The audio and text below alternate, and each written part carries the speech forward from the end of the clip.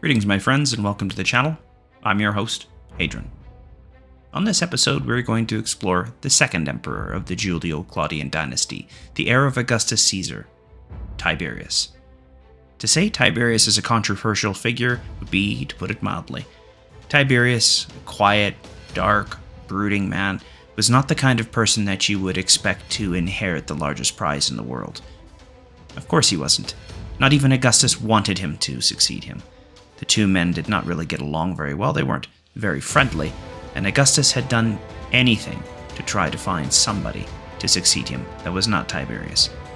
But in the end, the road was clear after every other person that could possibly succeed Augustus had died. Tiberius was born to his mother Livia and was not the son of Augustus Caesar. Adopted when Augustus married Livia, he rose to prominence through many military campaigns, fought both alongside his adoptive father and underneath his command as well.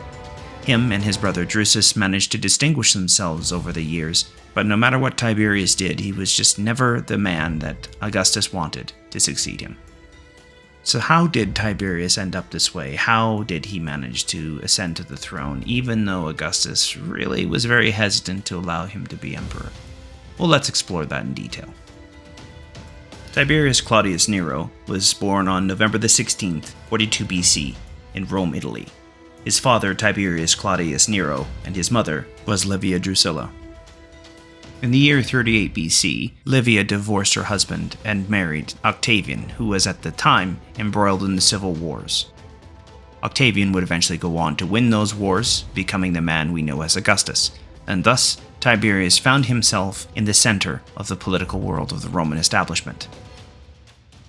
For many years he would serve both under Augustus and then eventually in his own right, with himself and his brother Drusus, on many of the military campaigns fought in his adoptive father's name, in Germania and Armenia. Throughout the reign of Augustus, Tiberius would go on to be the recipient of many rewards and acclamations by the emperor. He would achieve the title of quaestor and then eventually consul. But because he and Augustus did not really see things eye to eye, Augustus was constantly searching for somebody else as his heir to the throne. Augustus married his best friend, chief ally, and military general Marcus Vipsanius Agrippa to his daughter, Julia. In this marriage, the two of them would have 5 children. Chief among them was Gaius Caesar and Lucius Caesar. These 2 young boys, after death of their father in the year 12 BC, would then be adopted by Augustus as his heirs. For years, Augustus would train them and prepare them eventually to succeed him, and Tiberius found himself sidelined. Tiberius was very close with his younger brother Drusus, and the two of them spent many a campaign together. His closest confidant and probably his best friend eventually passed away, leaving a gigantic hole in Tiberius's heart. Tiberius was also happily married to his wife Vipsania. But with the death of Marcus Agrippa, Julia, his daughter, was now available for marriage. Augustus did not want to marry her to anybody, so he elected to keep her married within the inner circle of the empire, and thus he forced Tiberius to divorce his wife and marry his daughter. And what compounds this issue considerably is that Tiberius did not get on personally with Julia at all. This made him even more unhappy, brooding and miserable. Augustus, when he discovered that both Julia and Tiberius hated one another, was outraged. With the end of his happy marriage, with the death of his close confidant, his brother, Tiberius was through, and retired to the island of Rhodes in a self-imposed exile in the year 6 BC. While Tiberius was living in comfortable exile on Rhodes, Julia was uncovered to be an adulterer engaged in many separate affairs which humiliated her father. He exiled her for the rest of her life, never seeing her again, and dissolved the marriage to Tiberius completely. An exile which originally started out as voluntary eventually evolved into anything but. While Tiberius was gone, he was no threat to Augustus's grandchildren. And thus, when Tiberius wrote to Augustus wishing to return home, he was told he could not. While he was away from Rome, the path was clear for the succession of Augustus's adopted children, and thus Tiberius was best kept in the east, far away from the politics of the city. At first, Augustus favored his sister's son Marcellus. His was the first marriage that Augustus had made to his daughter Julia. But with his death in 23 BC, and the marriage to Agrippa, which had then resulted in his 5 children, he began to favor Gaius and Lucius respectively. However, in the years 2 and 4 AD, both men died. It is easy to understand why people think that Livia was up to no good, with all of the different people that were in the way of Tiberius' ascension to the throne, one by one dying. But they died many, many years apart, and from different illnesses and injuries. It's very unlikely that this happened. The ancient world was a very pitiless and cruel place, and they probably just passed away. And Tiberius, who lived in luxury, away from campaign, on roads, continued to live, and remain healthy, and now he was the only man left for the job. But then Augustus realized he had one more grandson, Agrippa Posthumus, and so he adopted him and decided he would be his heir. But unfortunately, because of his terrible behavior, he was forced into exile, and once again Augustus found himself with no heir. Recalled by Augustus to Rome, Tiberius was then formally adopted and made the heir apparent to the empire. Considering Augustus had to exhaust every single other possibility before he decided on Tiberius, it's easy to understand the belief that Augustus really did not want Tiberius to succeed him. On August the 19th, 14 AD, Augustus passed away, leaving the throne to his adopted son and heir. And right from the beginning, it became clear that there was a new emperor on the throne. The two men were completely different. Augustus had always used his power lightly, trying to hide it, trying to use it carefully. Tiberius, however, was an autocrat, far more heavy-handed and far less willing to entertain other men and their ideas. Augustus understood the careful balance that had existed when the Republic transitioned to the Empire. He managed to maintain the continued illusion that they lived in a free society, that he was simply merely the first man among equals. But Tiberius had no interest in this fiction. He was the emperor, he was the man in charge, and that was that. Where Augustus was tolerant of dissent, and once famously said he wouldn't kill a dog for barking, in response to one of his detractors carrying on continuously in the Senate, Tiberius was the man who had the exact opposite worldview. He would kill the dog for barking. Where Augustus preferred to be called princeps or first citizen, Tiberius was more than comfortable to be called Augustus, and continued to rule with an iron fist, and thus he was considered to be Rome's first tyrant. Yet, despite this behavior, Tiberius was a fairly capable administrator. He balanced the books, ran the government competently. Most sources agreed that he was pretty good at the job in the beginning. And Tiberius had a bit of a problem. His brother had a son. That son was named Germanicus, and over the years Germanicus had become incredibly popular.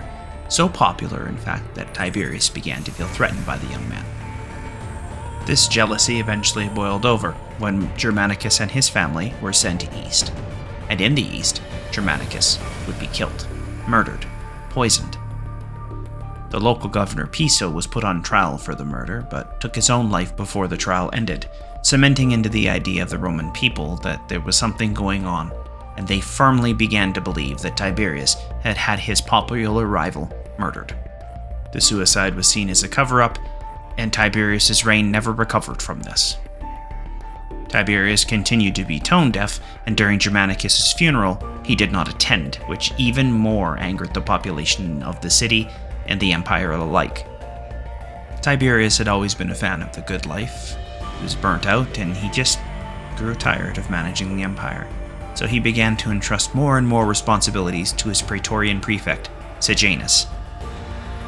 Sejanus then began to play the emperor like a fiddle, using his fear and his unpopularity to make him more and more anxious about what was going on in the empire, and to that end he began to set up a series of treason trials to destroy his personal enemies. Sejanus' personal enemies, of course, eventually culminating in the murder of Germanicus' widow Agrippina and almost her entire family. And Tiberius, trusting Sejanus, did not realize the full depths of how he was being manipulated. Eventually, tired, bored with the whole affair, Tiberius retired to the island of Capri, leaving the empire in the trusted and capable hands of Sejanus. a man who was more than willing to murder and kill in order to maintain his position. There was even rumors that Sejanus had hoped and planned to overthrow Tiberius, installing himself as emperor. The debauchery, the drinking, the unbelievable things that happened on the island of Capri are the stuff of legend, and I'm not going to go into too much salacious detail. It is safe to say that everything that happened on that island was no holds bar, and we'll leave it at that.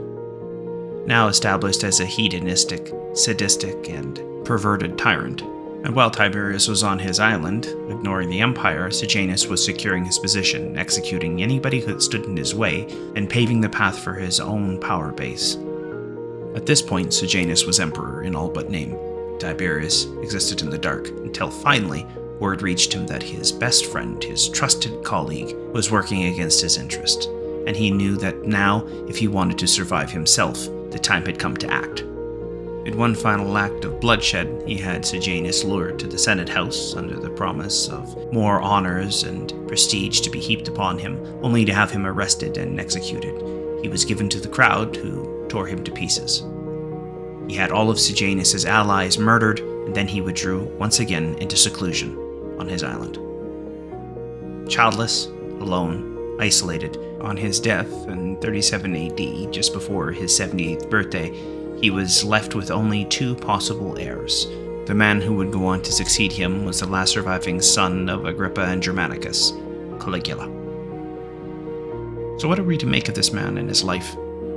On one hand, you can understand that his life was a difficult one. All the people that made him happy in his earlier years were taken from him by death or murder or God knows what. His marriage, a happy marriage, taken from him by Augustus, and he was forced into an unhappy life. Yet, it seems even from a young age he was already a dour, brooding, and unhappy individual, so it doesn't look like it would have taken much to really push him over the edge. Initially, in the beginning part of Tiberius's reign, he was competent, great military commander.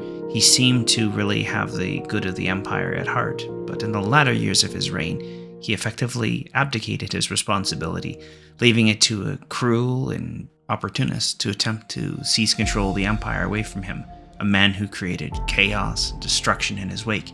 And since he ruled under the rule of Tiberius, and since Tiberius effectively abdicated his responsibility, all of these things that happened occurred under his watch and under his reign. And that is why Tiberius is a complicated figure.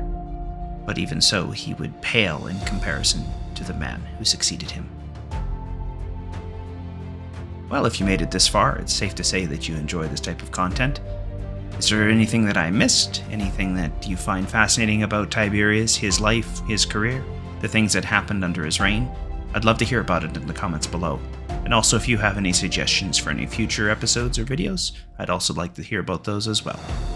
All the usual suspects, please like, comment, and subscribe. I know it's annoying for me to ask, but every little bit helps and helps grow the channel, and it'll keep you in the loop in any future episodes that come up, and if you enjoy the content, I imagine you would want that. Thanks for tuning in, and until next time, be safe, be kind.